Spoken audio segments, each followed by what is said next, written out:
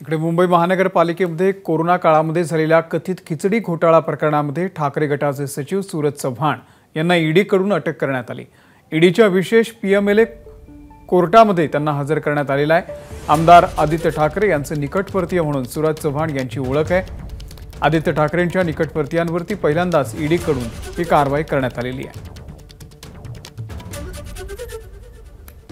अमेय राणे या संदर्भातले अपडेट देतील। अमेय, आज विशेष पीएमएलए कोर्टामध्ये सूरज चव्हाण यांना त्या ठिकाणी हजर करण्यात आलं। काय नेमकी माहिती मिळते या संदर्भात?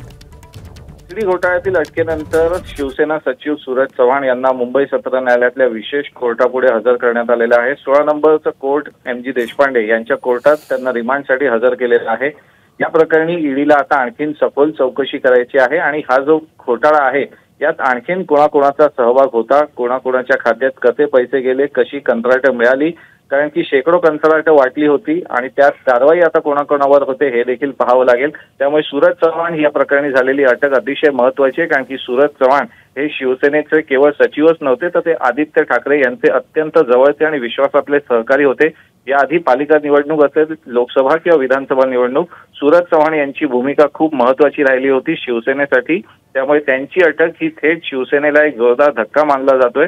त्यामुळे या प्रकरणी आता ईडी कशा प्रकारे पुढची कारवाई करते, आज कोर्ट सूरज चव्हाण यांना किती दिवसाची रिमांड देतं हे थोड्याच वेळात स्पष्ट होईल। अमोल, धन्यवाद या संपूर्ण माहितीबद्दल। एबीपी माझा, उघडा डोळे बघा नीट।